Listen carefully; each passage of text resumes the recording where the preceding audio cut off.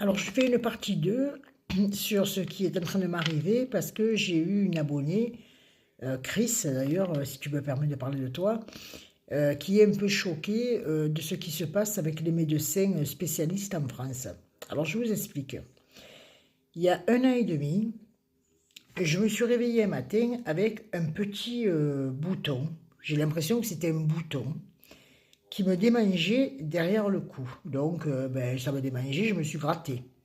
J'ai pensé peut-être une piqûre de bestiole ou de moustique, enfin peu importe.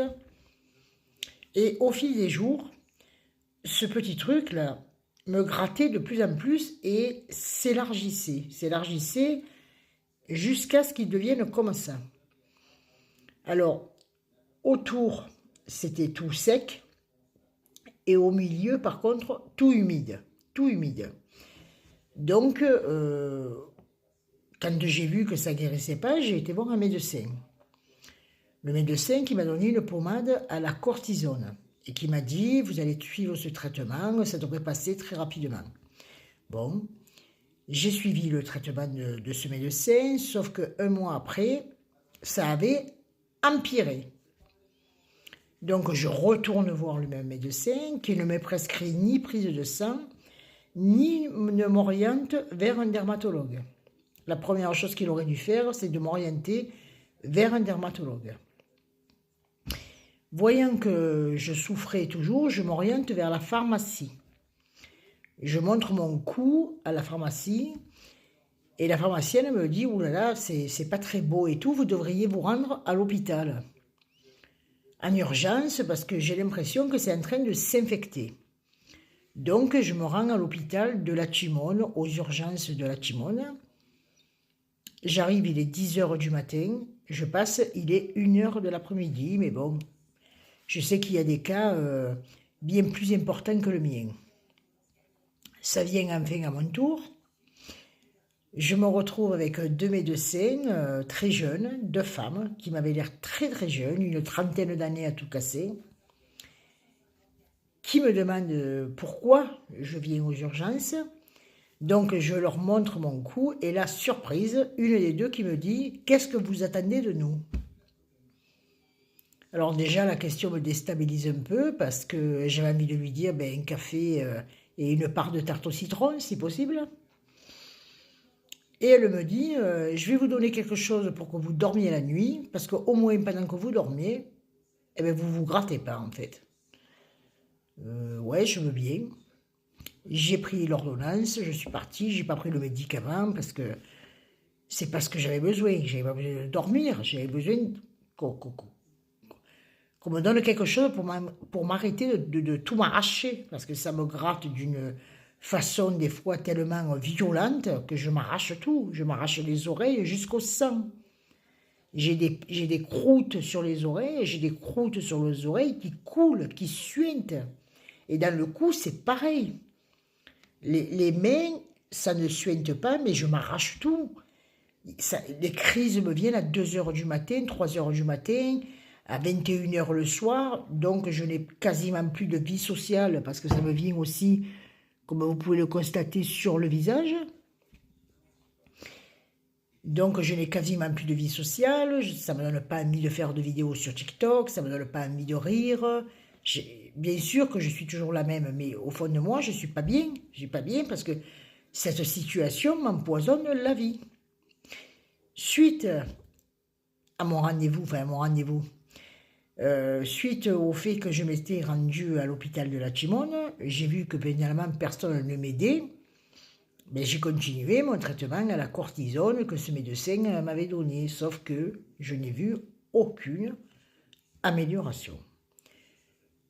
Au mois de septembre, je suis arrivée sur Manosque, en septembre 2025. En sachant que, je vous dis, que ça a commencé dans le coup l'été 2024, donc 1 an après. J'arrive sur Manosque. Je vois que la situation s'aggrave. Et ça, comme je l'ai dit sur plusieurs vidéos, je pense que d'avoir quitté Marseille, ça a été très compliqué pour moi et que ça a été un choc émotionnel. Bientôt je vais rentrer, mais je pense que ça a joué. Ça a joué parce que J'ai perdu toutes mes habitudes. Ici, la vie, c'est pas du tout la même chose. C'est plutôt le 04, vous savez, c'est calme, c'est beaucoup de personnes âgées, c'est beaucoup de personnes du troisième âge. Je n'ai plus la même vie et ça me fait cogiter en fait et je me sens pas bien. Je me sens vraiment pas bien.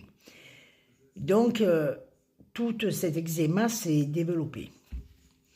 J'ai vu un premier médecin sur Manosque qui me donne un traitement qui ne me convient pas du tout.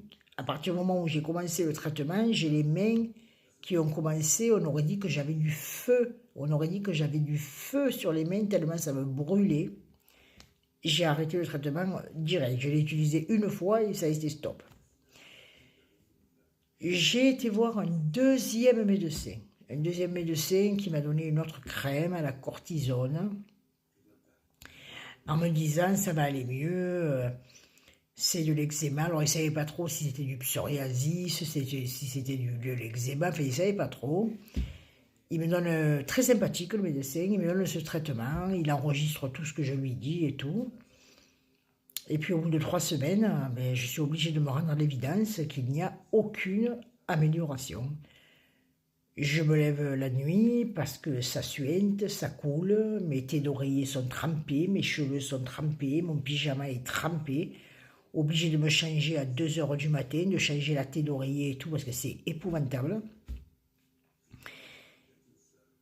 Et puis au final, ça guérit pas, quoi. Ça guérit pas. Et ce médecin qui m'a donné cette crème et tout m'a trouvé tellement nerveuse et tellement pas bien qu'il m'a orientée vers une neurologue. Cette neurologue, je l'ai rencontrée cet après-midi. Et cette neurologue me dit, je ne comprends pas qu'aucun médecin n'ait pris votre cas en considération. Et je lui ai expliqué le parcours du combattant pour prendre un rendez-vous chez un dermatologue parce que ça fait 1 an et demi que j'essaie de voir un dermatologue. Imaginez, même cette médecin, elle était choquée que depuis 1 an et demi, personne ne m'ait fait de prise de sang et que personne ne m'ait orienté vers un dermatologue. Donc, elle m'a fait un courrier en urgence pour que je puisse appeler demain un dermatologue dont elle m'a donné le numéro et enfin avoir un rendez-vous pour essayer de trouver une solution à mon problème que je traite depuis 1 an et demi sans aucun résultat. En fait, en France, il n'y a plus de médecins et il n'y a plus de médecins humains. Moi, je vous le dis, il n'y a plus de médecins humains. Aujourd'hui, tout ce qui compte, c'est le pognon, c'est le fric. Le serment d'Hippocrate a complètement disparu. Aujourd'hui, nous en sommes au serment d'Hypocrite. Donne-moi ta carte vitale, ça fait tant. C'est tout. On en est là. Prenez soin de vous.